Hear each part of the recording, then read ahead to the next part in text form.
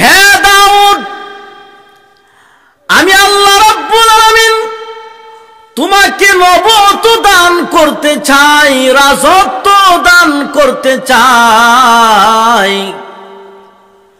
দাউদ পয়গম্বর, এবার বলো তুমি কোন নিয়ামতটি নিবে? দাউদ পয়গম্বর ডাক দিয়ে বলো, প্রভু নবুয়ত তোমার নিয়ামত, রাজত্ব তোমার নিয়ামত। আল্লাহ, আমি দাউদ পয়গম্বর কেন তোমার নিয়ামত থেকে মাহরুম হইতাম? আল্লাহ, তুমি দয়া করে মেহেরবানি করে আমি দাউদ পয়গম্বরকে তুমি নবুয়ত দান করে দাও, রাজত্ব দান করে দাও। আল্লাহ রাব্বুল আলামিন খুশি হইয়া দাউদ পয়গম্বরকে নবুয়ত দান করে দিলেন, রাজত্ব দান করে দিলেন। এবার আমার আল্লাহ দাউদ পয়গম্বরকে ডাক দিয়া বলেন, হে দাউদ, আমি আল্লাহ রাব্বুল আলামিন তোমাকে নবুয়ত দান করে দিলাম, রাজত্ব দান করে দিলাম। দাউদ পয়গম্বর, এবার তুমি মহান আল্লাহ রাব্বুল আলামিনের শুকরিয়া আদায় করো। এমনিতে দাউদ পয়গম্বর তখন ডাক দিয়া বলেন, প্রভু গো, কি দিয়ে তোমার শুকরিয়া আদায় করব? আল্লাহ, এই যে হাত দিয়েছো, এই হাত হলো তোমার দেওয়া, পা হলো তোমার দেওয়া, চক্ষু হলো তোমার দেওয়া। আল্লাহ, আমি দাউদ কি দিয়ে তোমার শুকরিয়া আদায় করব? এমনিতে মহান আল্লাহ ডাক দিয়া বলেন, হে দাউদ, আমি আল্লাহ রাব্বুল আলামিন তোমাকে অসংখ্য অগণিত নিয়ামত দান করেছি। এর মধ্যে একটি নিয়ামত হলো আমি আল্লাহ রাব্বুল আলামিন তোমাকে জিহ্বা দান করেছি। দাউদ পয়গম্বর, আমি আল্লাহ তোমাকে যে জিহ্বা দান করেছি, ওই জিহ্বা দ্বারা যখন তুমি একবার আলহামদুলিল্লাহ উচ্চারণ করবে, ওই আলহামদুলিল্লাহ উচ্চারণ করতে দেরি হবে, আমি আল্লাহ রাব্বুল আলামিনের অসংখ্য অগণিত নিয়ামতের শুকরিয়া আদায় হতে দেরি হবে না। আলহামদুলিল্লাহি নাহমাদুহু ওয়া নাস্তাঈনুহু ওয়া নাস্তাগফিরুহু ওয়া নু'মিনু বিহি ওয়া নাতাওয়াক্কালু আলাইহি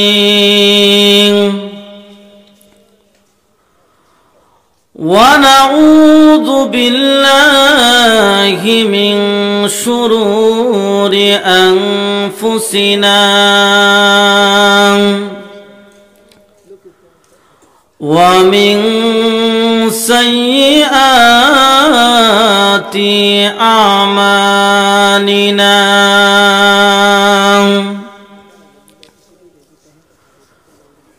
মান ইয়াহদিহিল্লাহু ফালা মুদিল্লা লাহু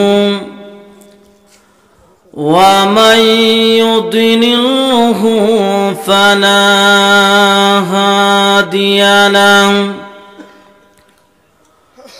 ওয়া নাশহাদু আন লা ইলাহা ইল্লাল্লাহু ওয়াহদাহু লা শারীকা লাহু ওয়া নাশহাদু আন্না সাইয়্যিদিনা ওয়া মাওলানা মুহাম্মাদান আবদুহু ওয়া রাসূলুহু আল্লাযী উরসিলা ইলান নাসি কাফাতাম বাশীরাও ওয়া নাযীরা وداعيا إلى الله بإذنه وسراجا منيرا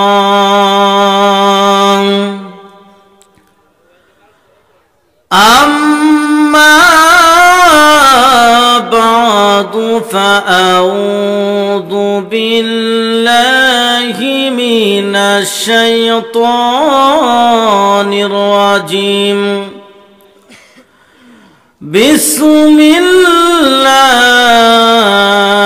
الرحمن الرحيم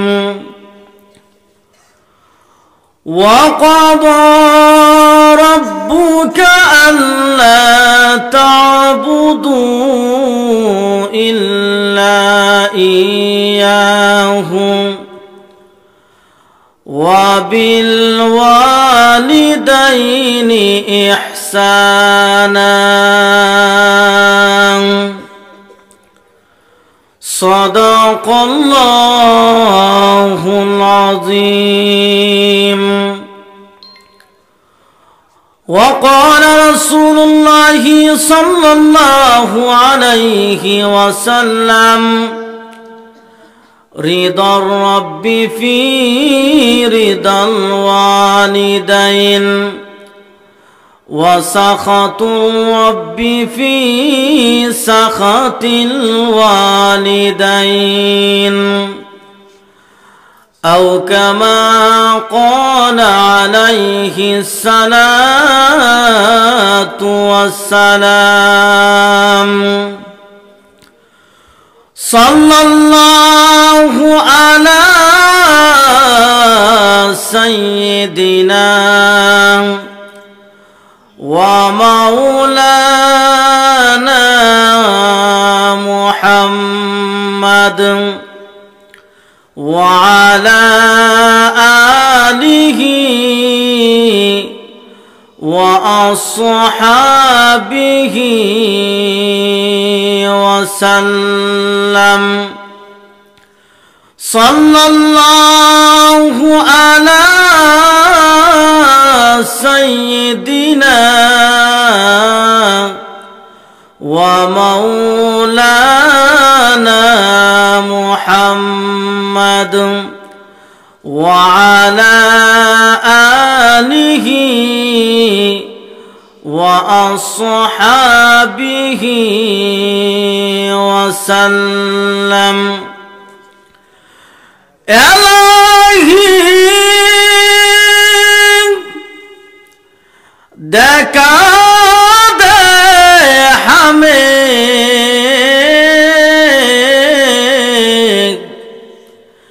दियारे मदीना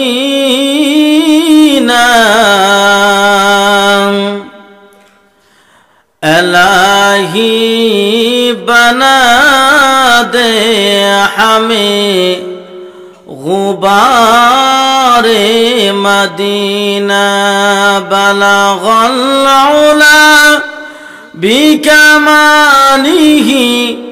कशफत दुजा बिजमालिही हसनत जमीउ खिसालिही सल्लु अलैहि बलगल उला बिकमालिही कशफत दुजा बिजमालिही हसनत जमीउ खिसालिही सल्लु अलैहि वालिही हयात मौत रिज़्क़ दौलत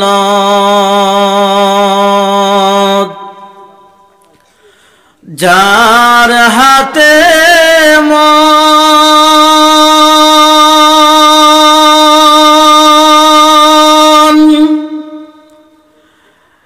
एकबार तुई तार कथाटा भाबिसनी कखन ভাবিসনি কখন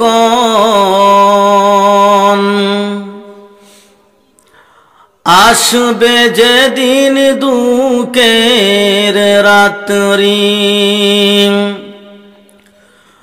অনাম হবে সঙ্গের সাথী, অনাম বিনে দুনিয়াতে, অনাম বিনে আখিরাতে, অনাম বিনে দুজাহানে বন্ধু কেহ নাই।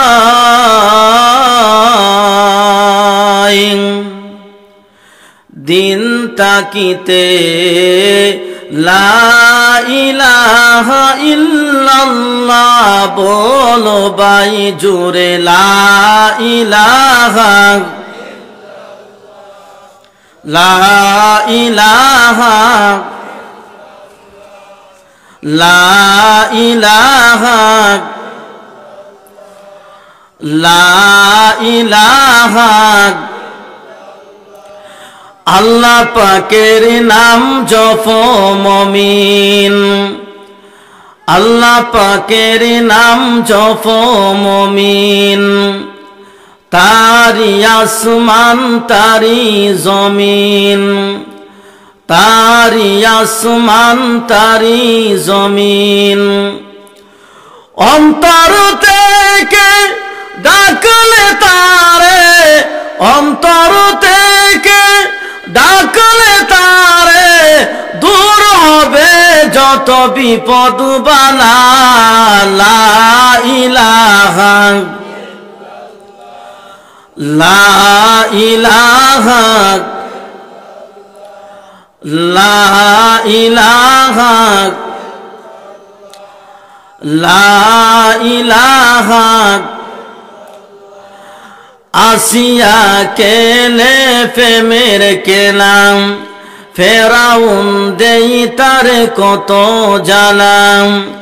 আসিয়া কেলে প্রেমের কেলাম, ফেরাউন দেই তার কত জালাম। আরশ থেকে আল্লাহ বলেন, আরশ থেকে আল্লাহ বলেন, কুলে দাও বেহেশতেরি তালা। লা ইলাহা, লা ইলাহা, লা ইলাহা, লা ইলাহা, লা ইলাহা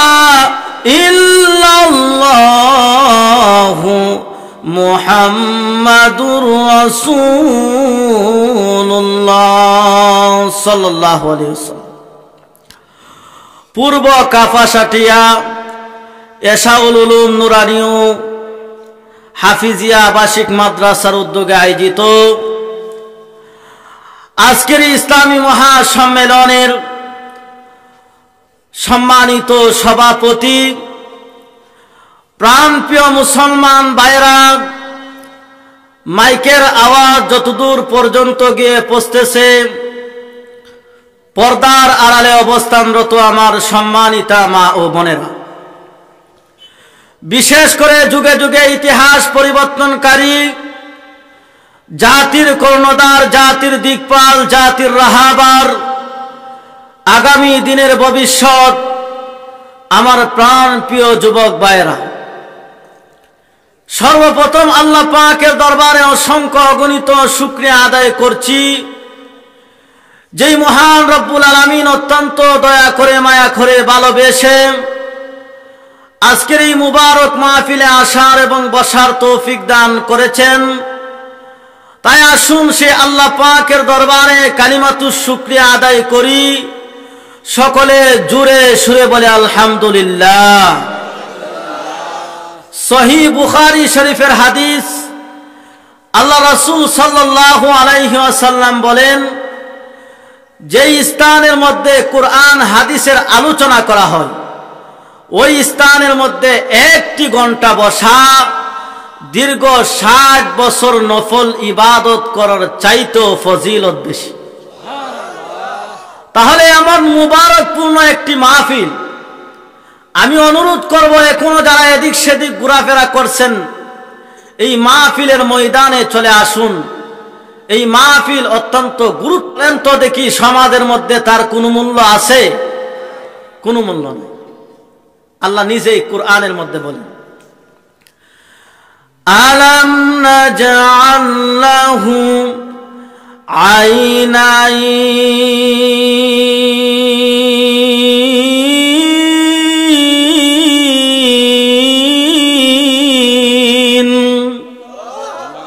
আল্লাহ বলেন, আমি আল্লাহ কি তোমাদেরকে দুইটি চক্ষু দান করি নাই?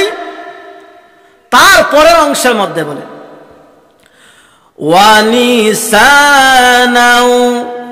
ওয়া শাফাতাইন।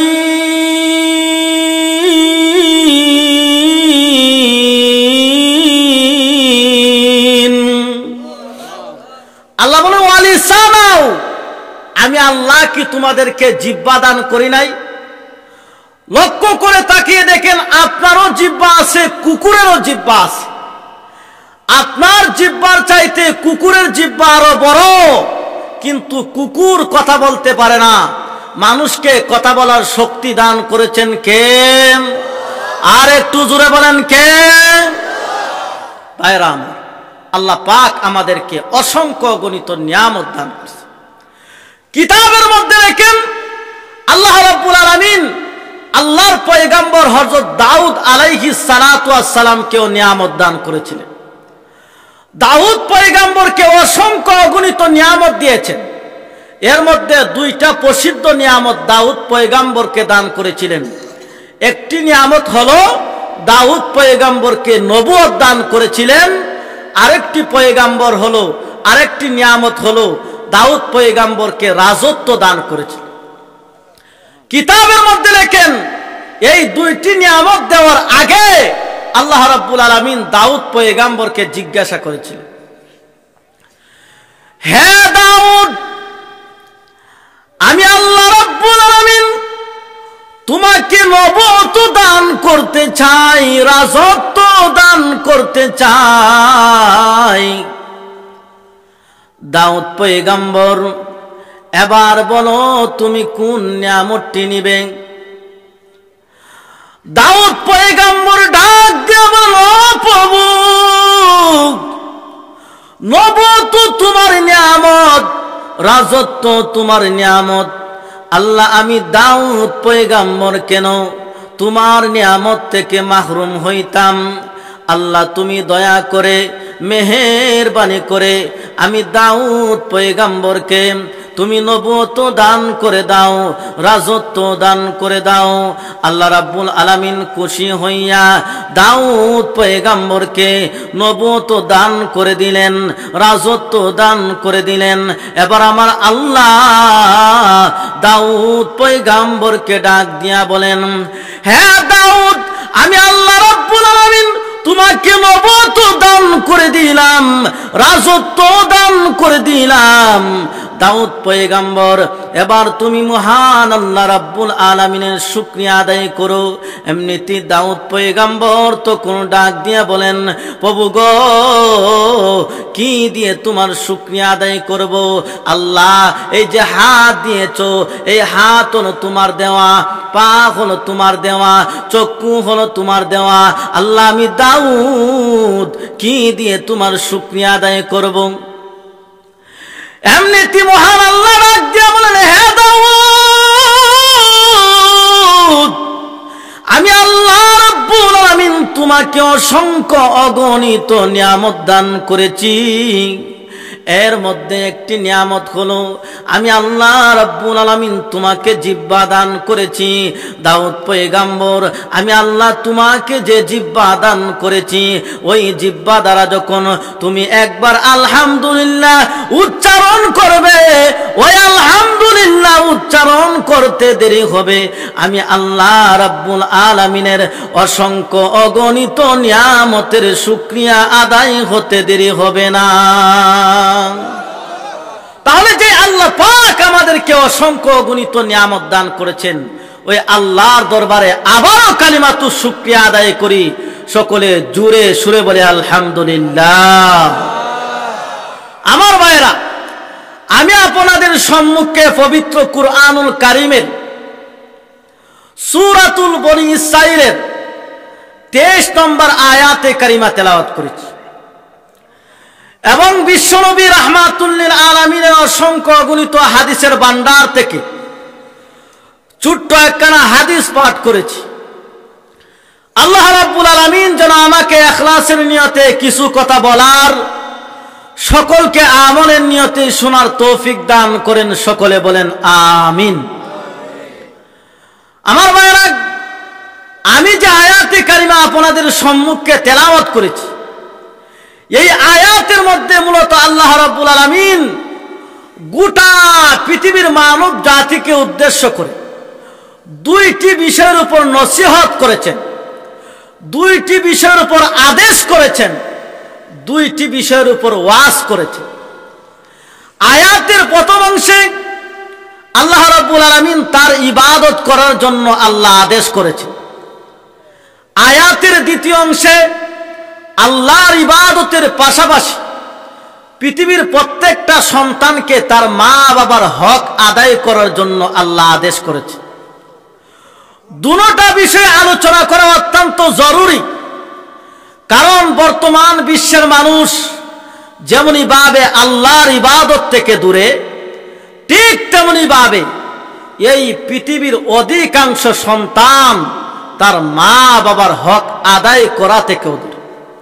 অথচ আল্লাহ রাব্বুল আলামিন এই মানুষ সৃষ্টি করার উদ্দেশ্যই হলো তার ইবাদত করা। আল্লাহ নিজেই কুরআনের এক আয়াতের মধ্যে বলে দিয়েছে, ওয়ামা খালাকুতুল জিন্না ওয়াল ইনসা ইল্লা লিয়াবুদুন।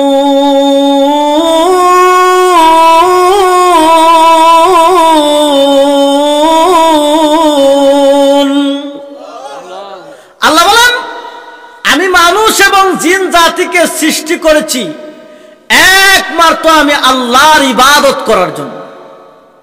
আল্লাহ মানুষ এবং জিন জাতিকে আল্লাহর ইবাদত করার জন্য সৃষ্টি করে এই ইবাদত শিক্ষা দেওয়ার জন্য যুগে যুগে নবী রাসূল প্রেরণ করেছেন, আসমান থেকে কিতাব নাজিল করেছেন, আমাদের জন্য নাজিল করেছেন পবিত্র কুরআনুল কারীম। আর এই কুরআনের মধ্যে বারবার তার ইবাদত করার জন্য আল্লাহ আদেশ করেছে। আল্লাহ কুরআনের অন্য এক আয়াতের মধ্যে বলে, ওয়া'বুদুল্লাহা ওয়া লা তুশরিকু বিহি শাইআন ওয়া বিল ওয়ালিদাইনি ইহসানা।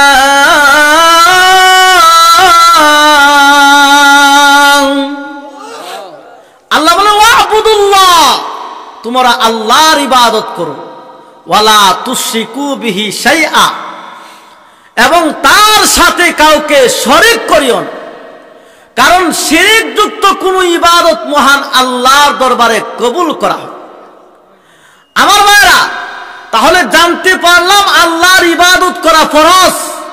এখন এই ইবাদত কতদিন করতে হবে? 1 মাস নাকি 1 বছর নাকি 2 বছর? এটাও আমার আল্লাহ পবিত্র কুরআনের মধ্যে বলে দিয়েছে, ওয়া'বুদু রাব্বাকা হাত্তা ইয়াতিয়াকাল ইয়াকিন।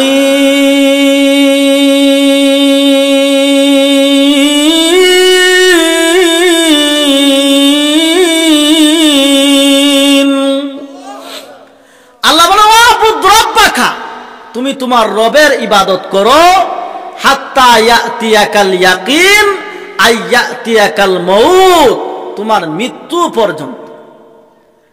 আমার ভাইরা, তাহলে জানতে পারলাম মৃত্যু পর্যন্ত মহান আল্লাহর ইবাদত বন্দেগী করতে হবে।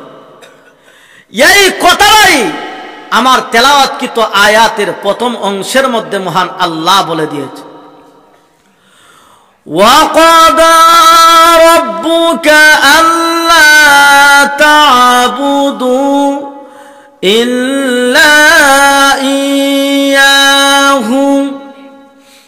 আল্লাহ বলেন, হে রাসূল, আপনি আপনার উম্মতদেরকে জানায়া দেন, আমি রবের পক্ষ থেকে চূড়ান্ত ফায়সালা হয়ে গেছে, চূড়ান্ত ডিসিশন হয়ে গেছে, চূড়ান্ত সিদ্ধান্ত হয়ে গেছে।